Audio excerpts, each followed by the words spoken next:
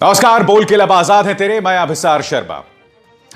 मोदी जी, कल आपने तमाम न्यूज चैनल्स के संपादकों के साथ एक वीडियो कॉन्फ्रेंसिंग की थी जिसमें आप उन सब से रूबरू हुए थे और वीडियो चैनल्स के जरिए आपने संपादकों को एक संदेश दिया था कि हम सब सोशल डिस्टेंसिंग के जो सबक है उसका निर्वहन करें, यानी कि कोरोना वायरस के इस दौर में हम एक दूसरे से दूर रहें, कम से कम 1-1 मीटर की दूरी पर रहें।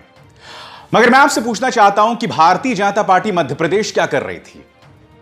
इन तस्वीरों में देखिए, शिवराज सिंह चौहान अब मध्य प्रदेश के नए मुख्यमंत्री हैं, जो अच्छी बात है, और वो चाहते तो एक बहुत ही सादे से एक निजी समारोह में यह किया जा सकता था। मगर इन तस्वीरों से जाहिर है दोस्तों कि यहां पर खचाखच भीड़ भरी हुई है, मानो एक जश्न मनाया जा रहा है। मैं तो पहली बार जिस तरह से भारतीय जनता पार्टी ने सत्ता को हथियाया है उससे ही लोकतांत्रिक नहीं मानता। मगर यह मुद्दा उससे भी ऊपर है। जब ये पूरी दुनिया, पूरा देश जो है कोरोना वायरस के इस कैंसर से लड़ रहा है, तो यहां पर देखिए किस खुलेआम, खुले तरीके से भारतीय जनता पार्टी मध्य प्रदेश जो है वो नियमों की बखिया उधेड़ रही है, और कोई और नहीं बल्कि मध्य प्रदेश के मुख्यमंत्री खुद शिवराज सिंह चौहान खुद। आज मैं आपसे सवाल पूछना चाहता हूं कि क्या यह नियम सिर्फ आम इंसान के लिए हैं? क्या यह नियम कानून उन लोगों के लिए भी नहीं होने चाहिए जो इस देश की सत्ता पे बैठे हुए हैं? बात यहां नहीं रुकती। आपके स्क्रीन पर यह गजेट है। यह गजेट जो है वो जारी किया गया है 20 मार्च 2020, यानी कि अब से कुछ ही दिनों पहले। क्या आप जानते हैं गजेट क्या कहता है? यह गजेट यह कहता है कि राष्ट्रपति भवन के सौंदर्यकरण के लिए, लुटियंस दिल्ली के सौंदर्यकरण के लिए केंद्र सरकार 20,000 करोड़ रुपए खर्चने वाली है। प्राथमिकताएं आप देख रहे हैं इनकी, प्रायोरिटीज आप इनकी देख रहे हैं। एक ऐसे वक्त जब हमारे डॉक्टर्स एक जंग लड़ रहे हैं, उनके पास बुनियादी सामान नहीं है, जिसका जिक्र मैं अभी करने वाला हूं, आपने लुटियंस दिल्ली के सौंदर्यकरण के लिए 20,000 करोड़ रुपए जारी कर दिए। मैं आपसे जानना चाहता हूं, आखिर क्यों? कहां है इस सरकार की प्राथमिकताएं? क्या इस देश की जनता को यह जानने का हक नहीं है?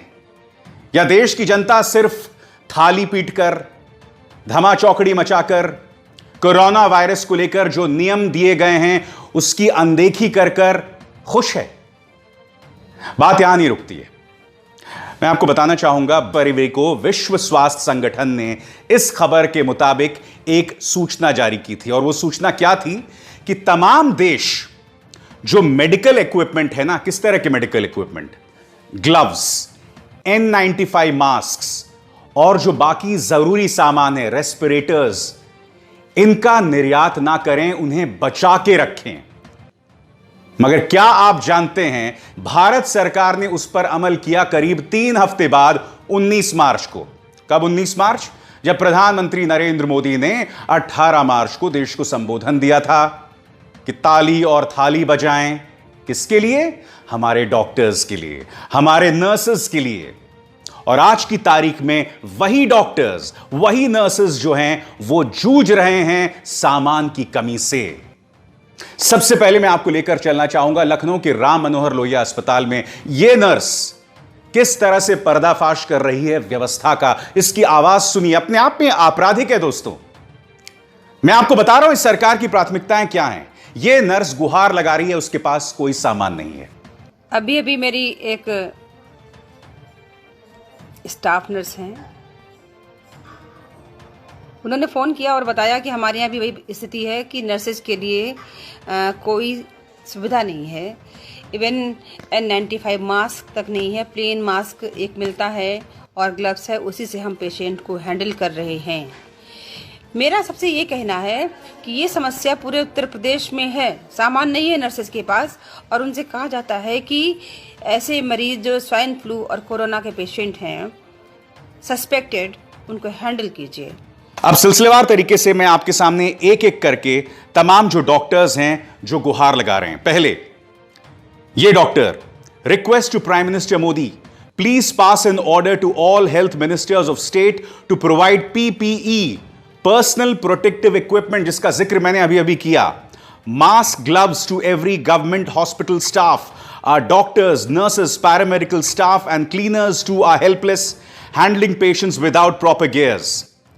Dr. Dushyant Sisodia, no N95 masks for doctors and sisters in emergency on Guru Tegh Bahadur Hospital. यह अपील उन्होंने प्रधानमंत्री नरेंद्र मोदी, अरविंद केजरीवाल, अमित शाह से की है. अब ये देखिए लखनऊ अस्पताल का कि ये बहुत ही खौफनाक report. Junior doctor who treated covid patients eight Lucknow hospital tests positive for corona virus. क्या मतलब है इसका? इसका मतलब यह है कि एक जूनियर डॉक्टर जो कोरोना वायरस का इलाज कर रहा था, अब वो खुद कोरोना वायरस का शिकार हो गया है. क्यों? क्योंकि उसके पास पीपीई नहीं है, पर्सनल प्रोटेक्टिव इक्विपमेंट. मगर आप लोगों को क्या फर्क पड़ेगा? आप लोग तो ताली और ढोल धमाका करके ही खुश हैं. दोस्तों, आप जानते हो मैं राहुल गांधी का एक आलोचक रहा हूं और उसकी वजह यह है क्योंकि मुझे लगता है कि वो इस देश की सबसे बड़ी विपक्षी पार्टी के मुखिया हैं. वाइस प्रेसिडेंट है वो एक अलग बात है, मगर मुझे हमेशा लगता है कि वो एक गैर संजीदा राजनेता है, नॉन सीरियस पॉलिटिशियन है. मगर इस शख्स ने 12 फरवरी को अपने इस संदेश के जरिए यह चेतावनी दी थी कोरोना वायरस को लेकर. वो कह रहे थे एक बहुत बड़ी आंधी आने वाली है और इसका सीधा असर हमारी इकोनॉमी पे पड़ेगा. तब हर इंसान ने इसका मजाक उड़ाया था, न्यूज चैनल्स ने मजाक उड़ाया था.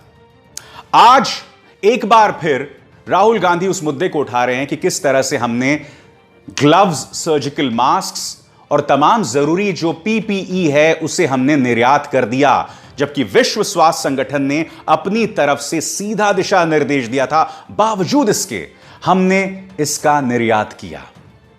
यह सवाल इस शख्स ने उठाया था. मैं जानता हूं कि विपक्ष को जो सक्रिय किरदार निभाना चाहिए वो नहीं निभा रही है, मगर यह वक्त विपक्ष से सवाल करने का नहीं है. यह वक्त है कि हम अपनी सरकार से सवाल करें कि वो क्या कदम उठा रहे हैं. और जनता जो कर रही है दोस्तों, वो अपने आप में इतनी शर्मिंदगी वाली है, मैं आपको क्या बताऊं. अब मैं आपको एक वीडियो दिखाना चाहता हूं. नहीं, वीडियो दिखाने से पहले मैं आपको एक चीज दिखाना चाहता हूं. क्या आप जानते हैं कि इटली में कितने डॉक्टर्स की मौत हो गई है जो लोग कोरोना वायरस का इलाज कर रहे थे? 23 डॉक्टर्स. आज की तारीख में इस कार्टून को देखिए. डॉक्टर्स के कंधे पर पूरे दुनिया के स्वास्थ्य की जिम्मेदारी है. आज की तारीख में डॉक्टर्स हमारे नए सैनिक हैं. मगर मुझे दुख जानते हैं क्या होता है?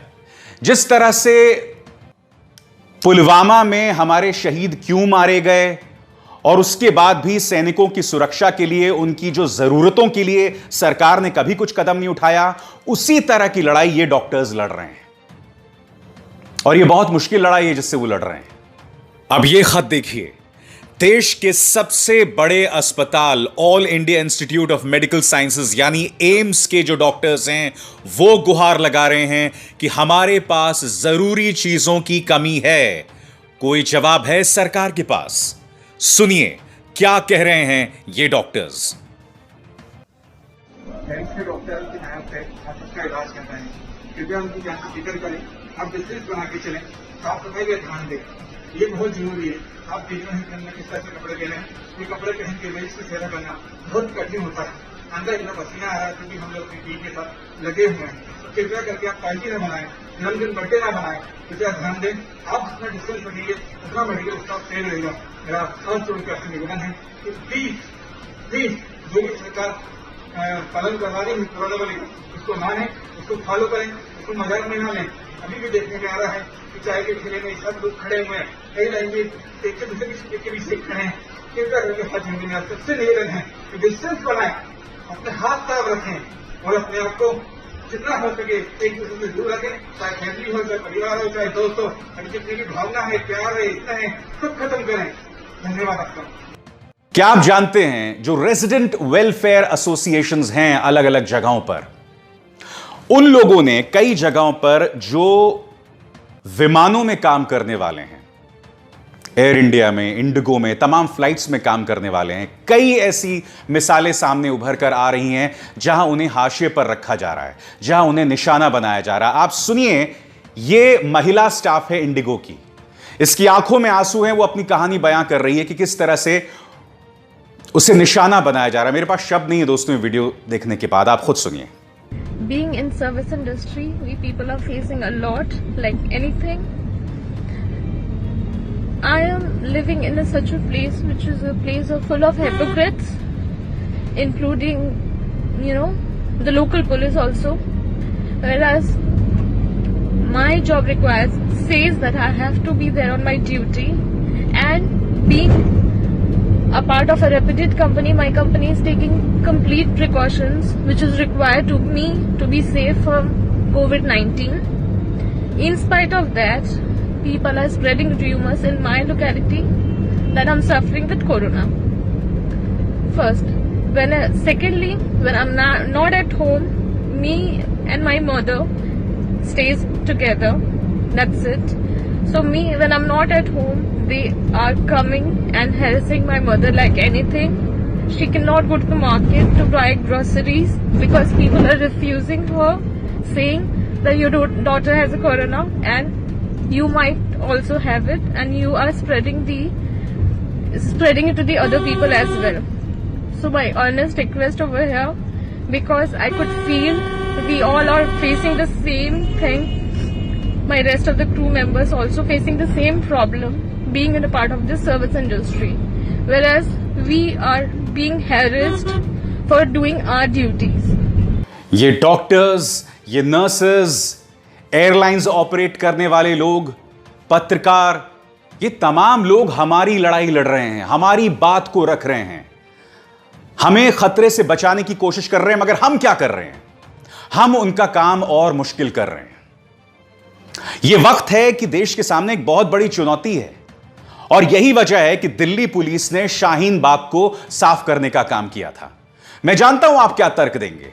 आप ये तर्क देंगे कि वहां गिनी चुनी महिलाएं ही बैठी थी। नहीं साहब, जब एक देश के सामने एक संकट होता है तो हमें इन चीजों से ऊपर उठना होता है। जब हालात सामान्य हो जाएंगे तो फिर आप शाहीन बाग में जाके बैठ जाइएगा। हालांकि मेरा निजी तौर पर मानना है कि शाहीन बाग का अब रास्ता रोकने का कोई तात्पर्य नहीं है।